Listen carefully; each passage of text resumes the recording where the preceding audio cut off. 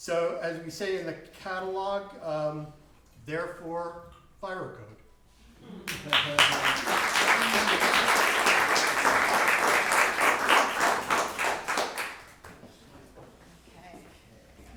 right. Start with this slideshow. Wait, hang on. Gotta get ready.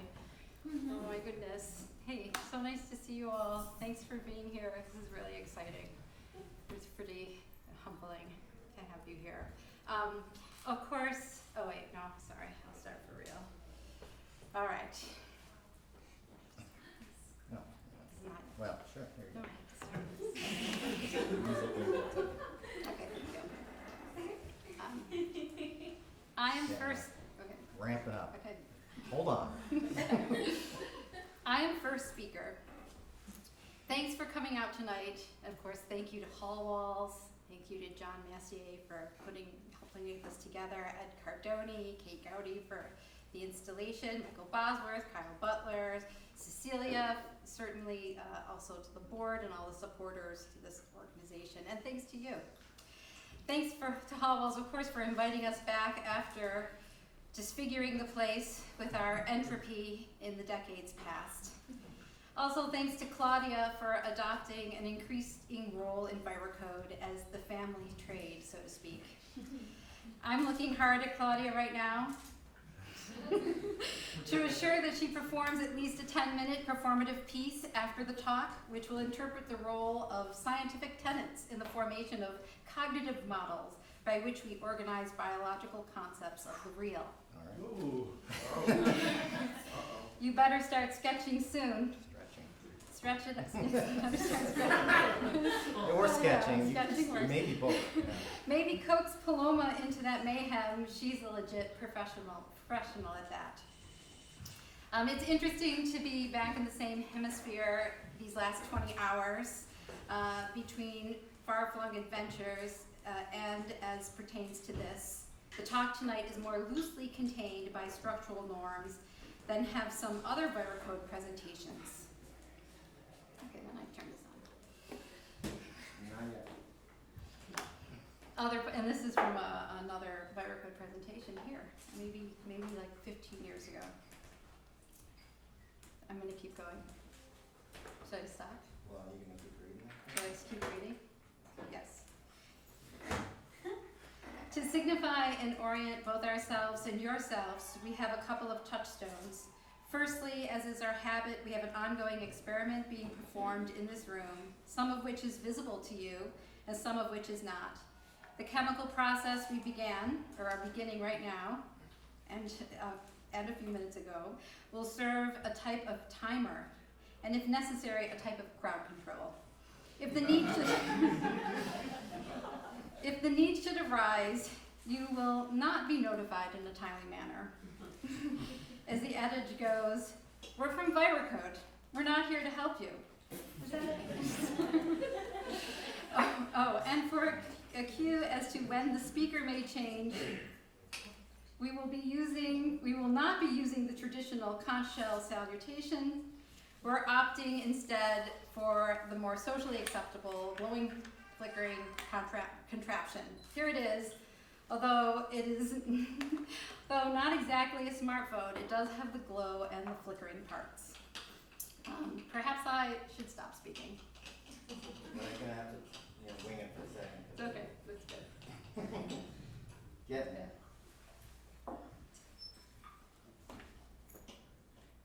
Is it my go? I think you just have to say one thing. Oh, okay, let me do that. Okay, now I'll turn this off. I am second speaker. Good job. The title of this show and this talk, Life Was Never What It Used to Be. It's a title chosen from the comfort of retrospect, and yet it is also a title that was always what it was supposed to be. When we look back at work from the 80s, 90s, aughts, and teens, and nows, we were struck at how little Virocode has changed.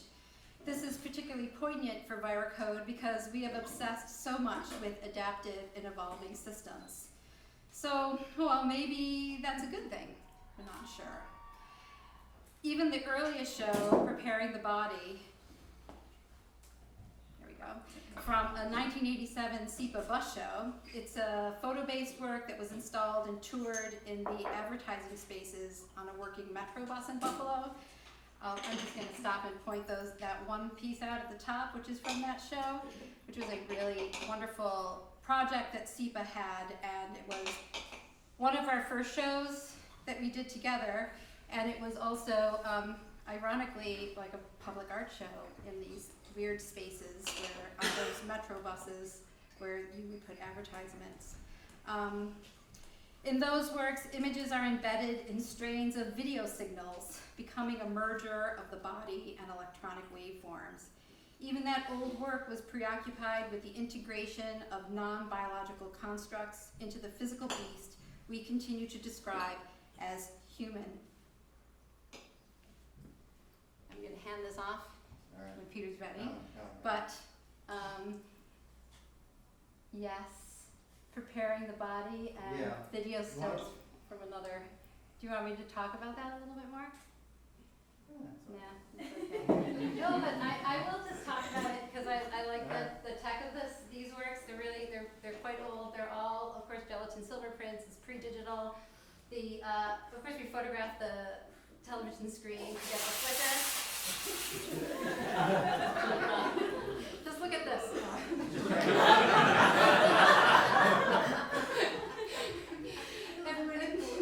And these photos that are the red, the red photos were made by moving film through the camera while the aperture and the shutters open. It's worth it. It's worth it. It's good. Yeah, there it goes. Not really. It's gonna go. It's gonna go. And here, another work happening here. This is the original way this piece, Eliza, Are You There, which is based on the Eliza Turing test, right? That we all maybe are a little bit familiar with now because, like, I kind of think of it as a CAPTCHA sort of technique for early computing to decide whether or not you were actually talking to a machine. Now, of course, it's cute. It's cute idea. But anyway, here it is installed. I think this was like an old Art Voice. It was a public art project. It was in storefront windows on Elmwood Avenue, and the video's upstairs along with the original photo. And in this work, the television was taken apart so you could see the pieces. We'll leave it there for a minute. Eric, whatever. It's okay. So, It's you. where am I? That's not your cue. Don't worry. No. That's not your cue to This leave. is my cue. Let's just be. I might have to get Claudia to come home. Yeah, we're ready. Oh.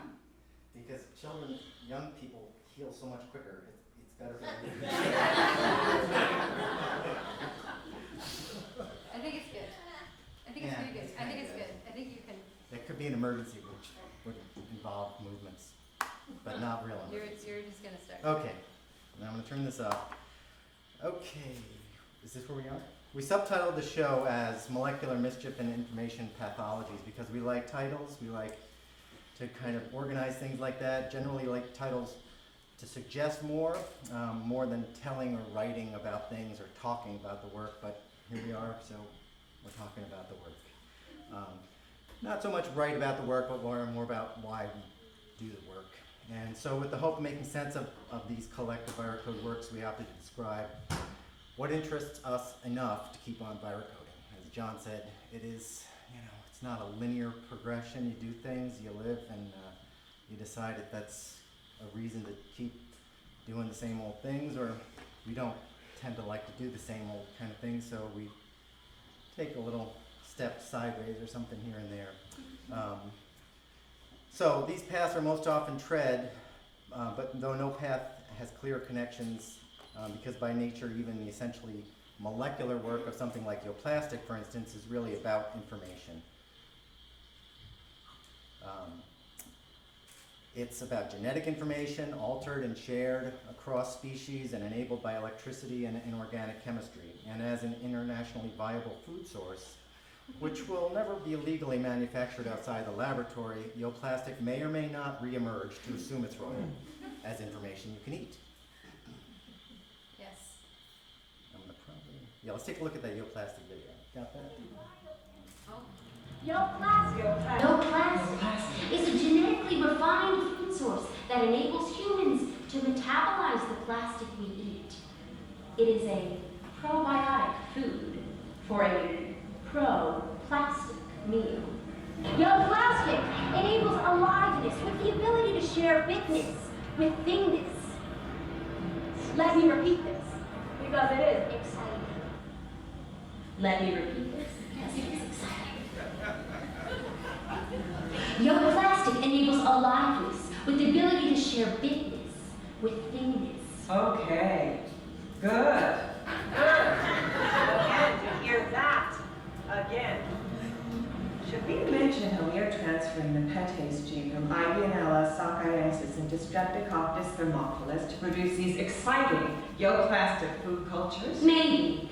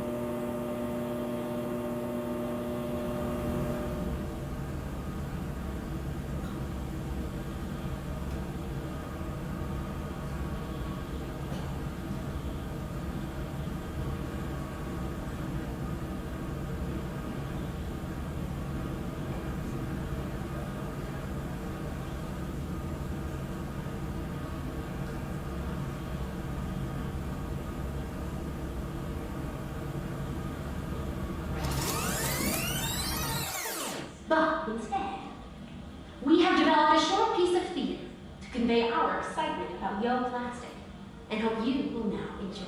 Yes. That actually happened. Before I pass this off, I'm gonna just, speaking of biomes, why we're doing this over here. This is because we don't have a watch, so it's kind of our timer here. And it's also a bit about some of the things we're interested in, the observation effects or observer theory, which you'll notice if you're looking at it, that these little biomes are moving around in there, but the second you look away or stop recording it, there's no activity at all. This is really, this kind of attention given activity increases. It's the same kind of phenomenon that enables social media too. So, pretty interesting. All right. I think so. Wait, It's my turn. next piece is for you. Let me just check this thing. Check it out. That's good.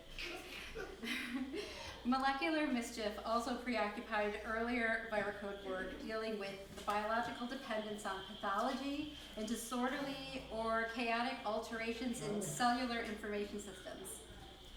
In this work, such as In Which Nature Abhors a Vacuum, which is here, there is the video and some of the two of the stills from that are in, this one's not upstairs, but the other ones are there.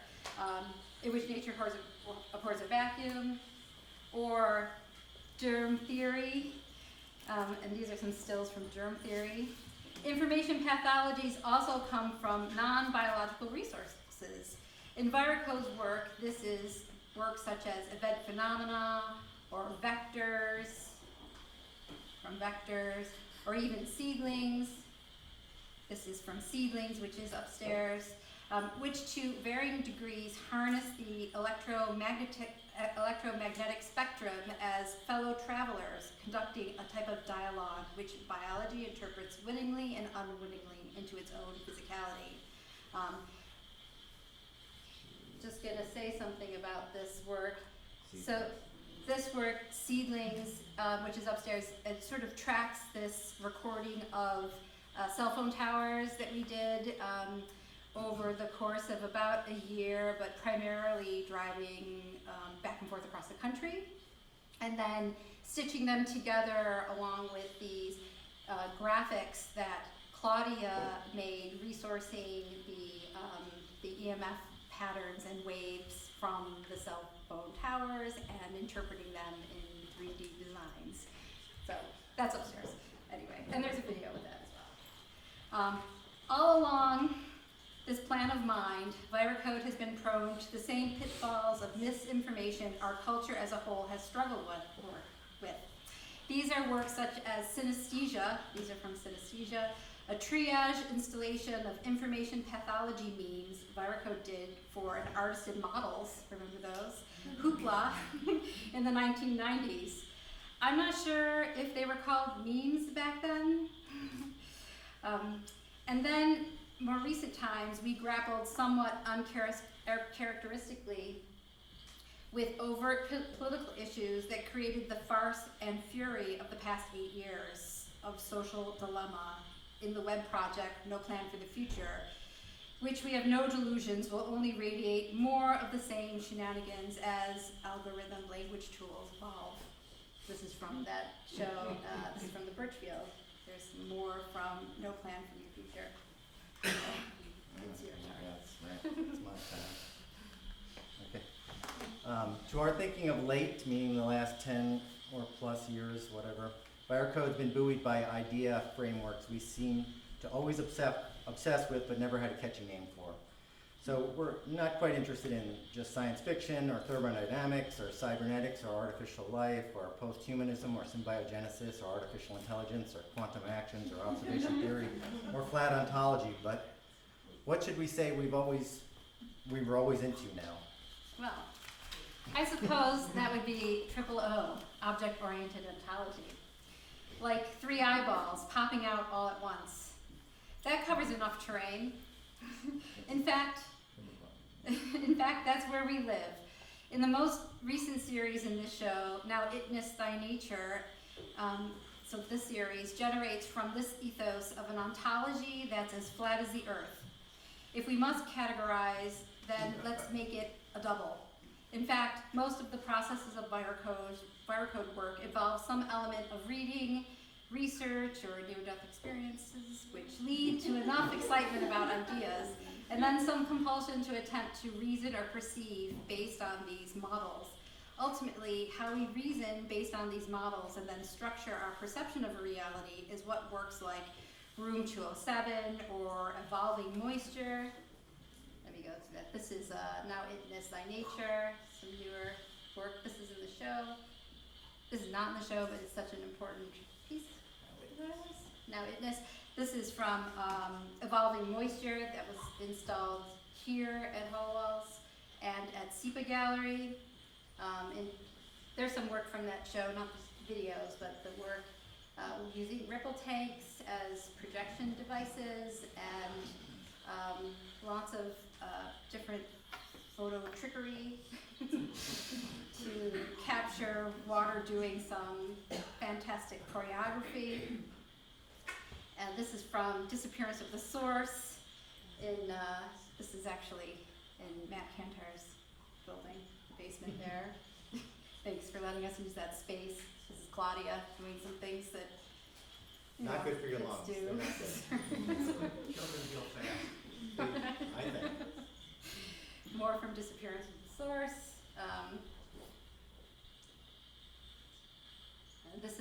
This is at the Room for New Media at the Albright in the old Albright building. And perception of reality of those works, and also, of course, Claudia's impending performance. Oh, yeah. Sorry. Well, I mean, Didn't want to forget about that. yeah, Right? yeah. It doesn't always go so smoothly. I think that's what Claudia's performance. Oh yeah, that's Giving why her a I little have room. this This is kind of creating some of this stuff that we're not averse to risk in the process either. So it doesn't always go exactly right. Luckily, we took the audio out of this Yeah, no, because I got totally. frustrated in this. The audio's not good. The stupid shoes stuck to the end. My shoes started coming off. Anyway, yeah. Okay, we could probably move on. So I'm gonna say that our fascination is the unpredictable, and our motivation is uncertainty, and our pathway, in the words of Groucho Marx, is forward in all directions. So, for me, I hope we never really learn some things, and those who know me are aware that I work towards this goal of not learning some things on a near daily basis. I would be fearful of living in a world fully predicted or fully functional. It would be sort of a bore to live in such a mechanism, and how horrible to imagine knowing for certain whether or not it will indeed rain on your parade. So my hope is for hope, for the hope of uncertainty, or at least to have hope enough to keep searching. I'm remembering this. Good. It's a really good technique. Thanks so much for inventing this. We tend to gravitate in our interests towards scientific and artistic investigation that explores how strange even common things can be if we look at them another way, at another speed, in another wavelength, at a different magnification, in fact, at quantum levels, or even just observing an event has been revealed to change the outcome. I agree this seems sometimes ridiculous, and yet, who doesn't know this already? Hasn't your inner voice asked you before, after achieving some new level of failure, why did this work so well last time? Didn't we do everything the same way? Didn't it just work a second ago? Didn't you just do the opposite of what you intended? Okay, that's the right side of it. We need brilliant ideas and stupid ideas which both solve the problem well. We already have many well-reasoned burdens. We need to allow for catastrophic beauty. We need to value adorable disasters. We need to plan ahead and live in the moment, even if often that moment is branching in more directions than we can grasp. When our origins have gone, we need new destinations. I was just gonna put this guy out there before. Yeah, thanks Mark for driving it over. Look inside, there's a bunch of little toys. Maybe I think they're still there. Okay, now I'm doing this one. There you go. Here, I think you finished. Oh, I keep going? Yeah. And if any of you nodded off, how's my dad doing? Hey Dad, my dad's here. I can summarize. We are Virocode, and we think the other is not always the other is not, sure you better done. The other is not, always is nowhere, the was is, and it is only right when things go wrong. Oh, There it is, keep it going. okay, well, thanks.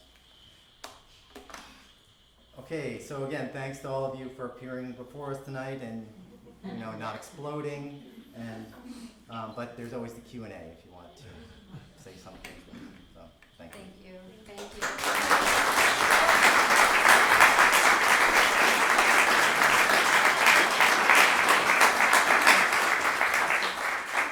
It is still There's going. still time. There's There's a still little bit of time left. There's a They're couple still moving. clock machine says it's a little bit left. Yeah, so if there's some questions, or, and of course we'll be here all night, so you can also talk to us individually, but. What was the derivation of the name Virocode? Where'd you get that? How did you get that? Yeah. I mean, I think it's really, you know what I'm talking about? Yeah, go ahead. I'll just talk with I them. don't know. You can say something else. It might not be the same thing.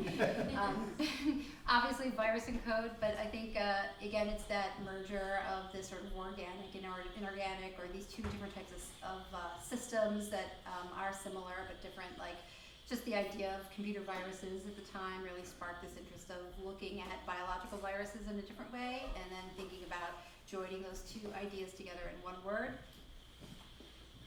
Sure. Yeah, that's true. And I guess it was in the 80s. There was also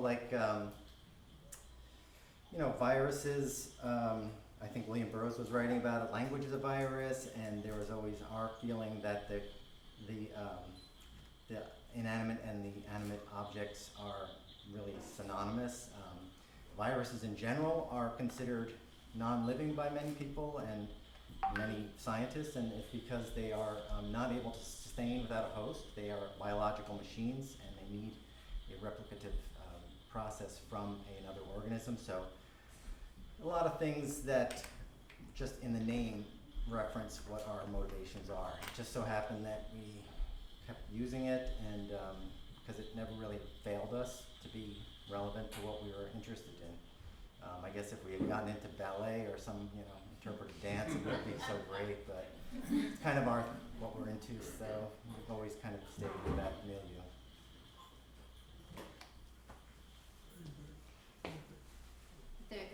If there's not any questions, I mean, you are gonna give Claudia a little bit more time. Oh, yeah. Can you extrapolate on the concept you just said about the other is not? Well, I mean, where do you define your parameters of where one thing starts and where another starts? And so the other is, one of the reasons that the other is not is useful is because, well, we all live on a boat in the middle of a nowhereness, and we should all be together. And biologically, we are not a closed system. So the idea of just getting rid of waste or abject from a human is not finite source either. We are interacting with ingesting and excreting. We are doing that on a personal, on a cultural, and a societal level. So these are important elements to note. On an academic reasoning, I think we're kind of interested in, what we even consider solid or electromagnetic or biological, and what is that difference between the chair and you that you're sitting in. So there's parameters that we don't know what we're talking about, and we don't either. So that makes all of us together. We are all ignorance. I have a question about parameters. I'm just wondering, in looking at your work over the years, and because I've known you for a long time, what's the relationship between the product that, say, we see here, or that you produce for a show, or for, I'm thinking like for playground? What's the relationship between that product and the parameters that are set for that? Like, do you kind of have an idea in your mind, and then you find a place where it can grow, or do you sort of get parameters and think, oh, we could do this? Mhm. I'd say both. Yeah, it definitely is both. I mean, I think that there are times, obviously, where like one of us is a lot more excited about a particular concept or opportunity, and definitely pushes a little more to make that happen.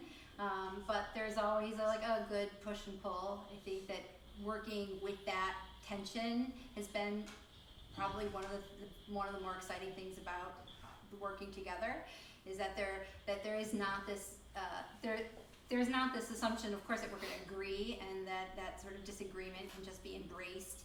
It's embraced in the work, I think, in a way that we've read about, right? But it's also embraced in the way that we're approaching the work and making the work, which is maybe one of the reasons why it's continued. But yeah, you want to add it? I'd say so, because I mean, lots of times we'll not agree, and that's, there's years that don't really produce much work. I'm kind of a little more didactic in my thinking, and Andrea has a more intuitive sense sometimes, but that can ebb and flow too.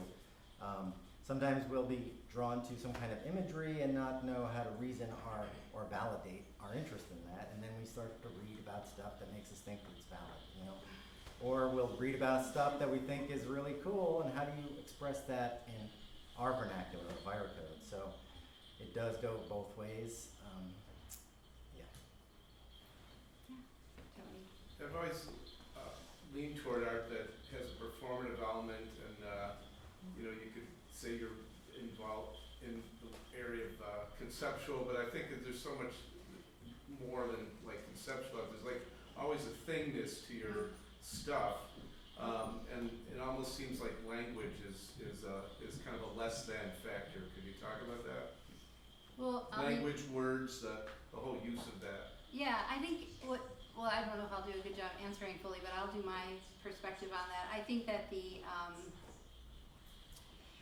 performance piece has always been important. Maybe it's a little bit of Buffalo, right? Like just being a Buffalo kid in the 80s and feeling that that's what art is, right? That it has this sort of event to it, that it has to have this presence, that when you're engaged in when you go to see something, it should fully engage you. Like as a viewer, you should be engaged, but then also like as an artist, you've got to be vulnerable and like be open to things not working out right, and also embrace that. So I think that that has always been an important part. It keeps it really exciting and wonderful, and it also, right, it just acknowledges that magic time you can have looking at and being in arts, whatever. So that's definitely one part.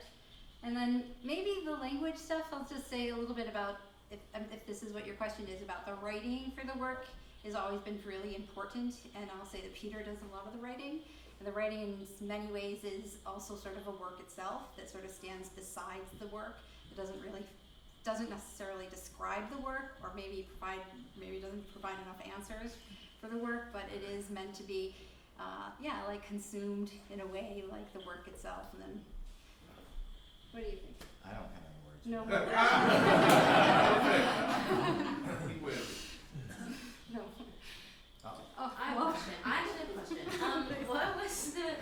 What was the first We'll be done in any minute. time?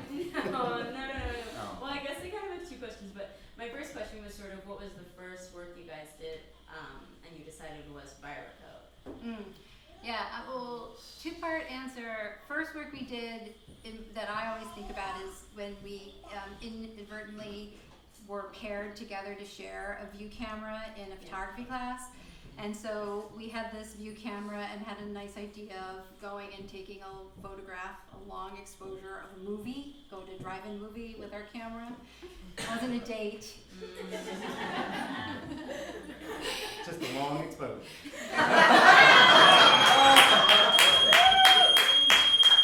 See? That's the time. We're done.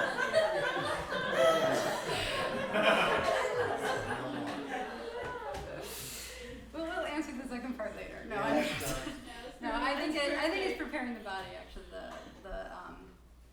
that work was the first time we showed work as Virocode. It's upstairs. There were like 20. There's like 28 panels, and of course at the time we were like, oh, we should make 2 sets. So we have 2 sets of all these like metro panels. I think there's 6 of them or so upstairs. Anyway. Do you want my second question? My There's second a second question was question. just, in a sense, it's only right when things go wrong. When did that? What is that? Oh yeah. Well, that's. I mean, you have to answer that because that came out in a moment we were like just thinking of words as work, and that was because that's that press type that we like made into this work that we decided was just words. And I'm not sure. Do you want to add anything about that? I think it's Sort of just stuck. evolved as sort of like from the explosion photographs variously, and why it's important to us, and what's the silver lining kind of aspect to this. It's really right down to the evolutionary level. I mean, you don't move on unless something changes, and you have to say, well, geez, it might have been okay to have 6 legs, but I can't run as fast. Or, these kind of things happen, or I don't make chlorophyll, so I gotta eat things now. So I mean, you gotta move and branch and get what you can from what you got, and just don't give up. And also, if you have any other questions, really, John made a lot of sense out of our work in the catalog essay. It's really lovely. So there's some good answers in there. But yeah, Robert.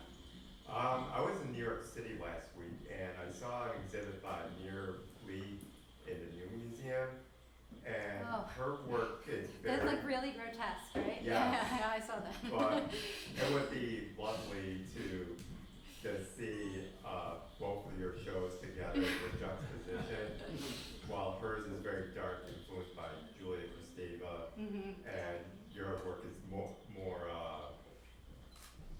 they're dark but very humorous. So.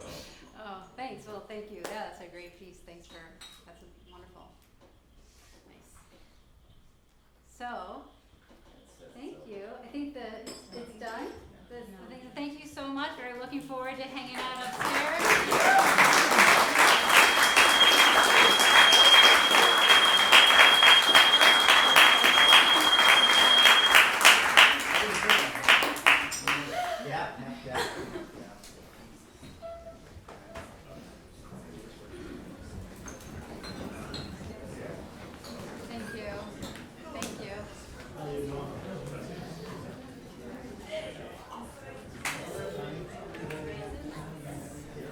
you to do your piece.